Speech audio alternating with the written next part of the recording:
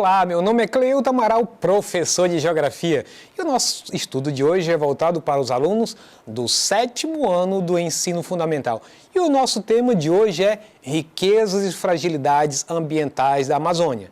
É bom que se diga que quando se trata da questão ambiental, o ser humano, nós fazemos parte dela. Até para a gente entender o contexto do começo ao fim desse nosso estudo, ok? Não pode pensar questão meio ambiente somente árvores e animais. Nós estamos dentro desse contexto.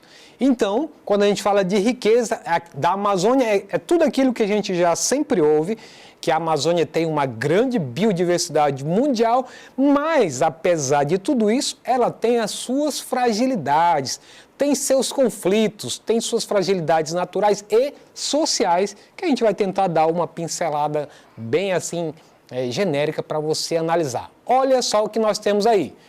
A floresta amazônica é uma floresta pluvial, típica de ambientes úmidos e com temperaturas elevadas. E aí você sabe disso, que você convive dentro da região amazônica, que abriga grande variedade de espécies. É uma área de alta biodiversidade e que influencia o clima não só da Amazônia, mas do mundo inteiro. Por isso que há uma certa cautela do mundo quando vê que a floresta amazônica está sofrendo queimadas. Nessa floresta existem matas de inundação, matas de várzea e mata de terra firme. Na Amazônia, o extrativismo realizado pelas comunidades tradicionais influencia o modo de vida de grande parte da população. E a gente se refere a palheiras, a óleos, a sementes que são usados pelos artesãos, uma série de outras coisas que estão ligadas à questão de extração. O açaí e muitas outras coisas que se vai na floresta e se extrai, que obtém sua sobrevivência com a coleta de frutos, sementes e outros produtos da floresta, além da caça e da pesca, principalmente para aqueles que já são moradores ribeirinhos ou de áreas que são áreas de conservação. E aí, atualmente, o extrativismo predatório da madeira para o uso comercial acarreta problemas ambientais. Então aí nós já mostramos um item que faz parte de uma fraqueza, né? De uma fraqueza da Amazônia. Então tem suas riquezas, mas também tem suas áreas que mostram debilidade, né? Que requer cuidado pelo poder público. Então acarreta principalmente o desmatamento. Também há a exploração comercial da castanha do Pará, também conhecida como castanha do Brasil. Além destes, há os produtos com propriedades medicinais utilizados como matéria-prima para a produção de remédios, atividade que tem sido alvo da biopirataria. Por que biopirataria? Porque muitas das vezes pesquisas que são feitas no Brasil, elas são colocadas à disposição de grandes entidades estrangeiras que patrocinam a pesquisa e ao mesmo tempo se apropriam de um conhecimento tradicional. Muitas vezes, seja do ribeirinho ou seja das comunidades indígenas que participam de entrevistas e até mesmo mostram como é o procedimento para a formulação de determinados remédios que são usados quando eles precisam, já que vivem em áreas longínquas, para poder ter acesso à medicina, né? Convencional. Então isso é preocupante, mas isso vem de muitas e muitas décadas. Pode-se dizer que vem do tempo mesmo da própria ocupação territorial do Brasil, essa forma de biopirataria. A gente não pode esquecer aí o próprio caso da seringueira, que foi motivo de biopirataria, que foi os ingleses levaram embora e aí lá pela Ásia, então passaram a produzir por meio de cultivo, ao contrário do nosso, que é nativo. Bom, o relevo, o que tem a ver o relevo e o extrativismo mineral na região amazônica, que é um potencial dela? Na região norte predomina um relevo de baixas altitudes, que corresponde às depressões amazônicas e às planícies ao longo dos grandes rios. Bom, e aí, o que isso tem a ver então com a riqueza mineral? A formação da região é bastante complexa, composta de imensas jazidas minerais que são motivo de cobiça de muita gente. Então, quanto mais você manter essas áreas preservadas, mais você tem uma reserva mineral para o mundo, já que a Amazônia é tido como um patrimônio da humanidade, nas quais se instalaram diversos projetos de exploração nessa região desde meados do século XX. Agora, olha o detalhe.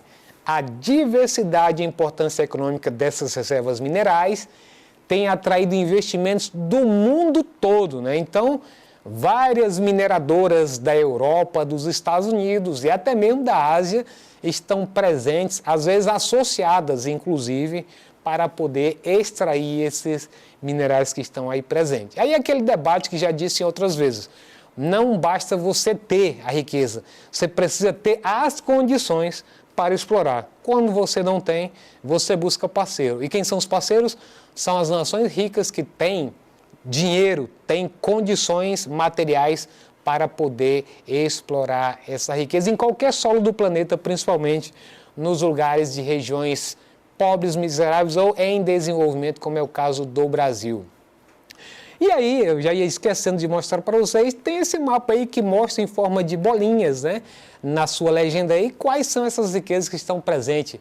Seja o ouro de amarelinho, em especial o ouro, né? O ferro de azul.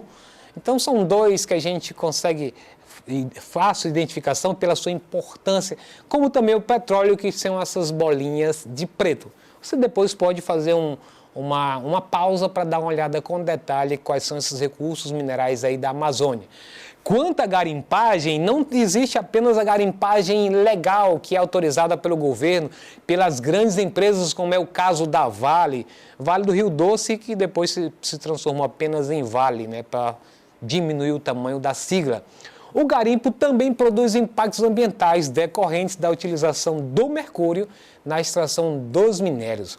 Essa extração tóxica contamina os trabalhadores, os rios, os peixes, os animais silvestres e a população que faz uso das águas dessa região, seja para lavar roupa, para beber, para comer o peixe que está contaminado, enfim. Além disso, já ocorreram confrontos violentos em virtude da invasão de terras, inclusive indígenas. E na própria figura mostra aí uma área de exploração mineral, mas que estão em terra dos índios Cinta Larga, em Rondônia, né? Uma área também que tem sempre conflito. Aliás, todos os estados da Amazônia têm esses conflitos indígenas, por garimpeiros, principalmente por extração ilegal, né? A própria forma como eles agem é bem articulada, né? Pessoas que patrocinam maquinário, seja retroescavadeira, patrocinam às vezes as balsas, depende do lugar, se é no rio a exploração ou se é em terra firme. Então tem sempre alguém que patrocina isso e os mineradores, os garimpeiros ilegais, quando chegam na terra dos índios, se há resistência, há conflito e há mortes nisso aí. Horas garimpeiro que morrem, em outro momento são índios que saem no prejuízo, morrendo por disputa de terra de forma ilegal, porque muitas vezes são lugares de santuário onde eles fazem a veneração de seus deuses, né? Então isso é importante a gente observar. Bom, o desmatamento é uma situação que a gente deve levar em consideração nessas potencialidades, toda essa riqueza que a Amazônia tem, mas que isso é uma ameaça potencial, o desmatamento, porque nós vimos que o desmatamento também leva às queimadas, tá certo? Então, geralmente uma coisa está associada com outra. Quando tem a pretensão de fazer uma queimada, existe o madeireiro que vai junto também para explorar a madeira. É quase uma coisa consociada. Então, é disso que o desmatamento por corte raso, aquele que remove a floresta por inteiro, acumulado na Amazônia até 2013, olha só, em 2013 já temos um bom tempo, só para ilustrar o quanto é isso na realidade, nas dimensões. Chegou a 762.979 km². É uma área equivalente a 184 milhões. Olha só o detalhe, você que assiste futebol. Um campo, mas eu estou falando de 184 milhões de campos de futebol. Ou seja, equivale a 3 estados de São Paulo juntos, 2 Alemanhas ou 2 Japão. 2 Japão junto, né? Isso é o equivalente a toda a área desmatada até 2013. Só para você ter uma ideia, esse número às vezes a gente não tem noção do que é. 762 mil quilômetros quadrados, o que é isso? Então está aí um comparativo com algo real. Nessas potencialidades da Amazônia, a gente não pode esquecer de que quando falamos dos riscos que há o desmatamento e as queimadas para o solo, para a fauna e para a flora, nós sempre devemos ver que isso tem uma finalidade, não se desmata por acaso. Ou é para a agricultura, ou é para a pecuária, ou é para a mineração. Vejam aí que nessa figura nós temos o famoso arco do desmatamento. Esse arco do desmatamento tem um pontilhado aí que mostra que ele se estende pelo Acre, Rondônia, Mato Grosso e Pará. Não exatamente nesses contornos pontilhados tão perfeitos, mas é só para demonstrar que existe nessa região algo parecido a um arco, um bumerangue, né? Onde ocorre a fronteira agrícola, onde ela avança, né? Que sai da região centro-oeste em direção da Amazônia, né? Seja para a agricultura, para o agronegócio ou para outras finalidades, como disse há pouco. Então, os rebanhos bovinos na Amazônia Legal se concentram predominantemente na faixa do arco do desmatamento. Então, isso você tem que ficar atento, que isso muitas vezes cai em concursos citando esse arco do desmatamento. Então, é importante você saber aonde tem essa abrangência do arco, que eu falei Acre, Rondônia, Mato Grosso e Pará, e qual é a finalidade desse desmatamento nessas áreas aí. Bom, a hidrelétrica também faz parte desse processo, que por um lado ele é benéfico para a questão energética, mas também, quando a gente fala de hidrelétrica em tempos passados, você vai lembrar de grandes inundações que não havia nenhum planejamento e enormes áreas florestais eram destruídas e, portanto, ali também as cidades que havia evacuação delas, ocorria a destruição de sítios arqueológicos que contavam, de certo modo, a história daquela comunidade. Então, a gente deve lembrar que as hidrelétricas têm o seu papel importante? Tem, mas elas têm o seu impacto ambiental antes e depois, né? Então, não quer dizer que ela é livre totalmente de impacto ambiental. Tem sim. E principalmente quando se trata dessas áreas inundadas que ficam florestas, que você tem a dispersão de maior CO2 para a atmosfera, que, de certo modo, compromete um pouco a atmosfera. Muito bem. Né? Continuando aí, os grupos indígenas, né, estão presentes dentro dessa grande riqueza da nossa Amazônia, dessa grande biodiversidade, sabendo que esses povos indígenas vivem na floresta e dependem dos rios para sobreviver.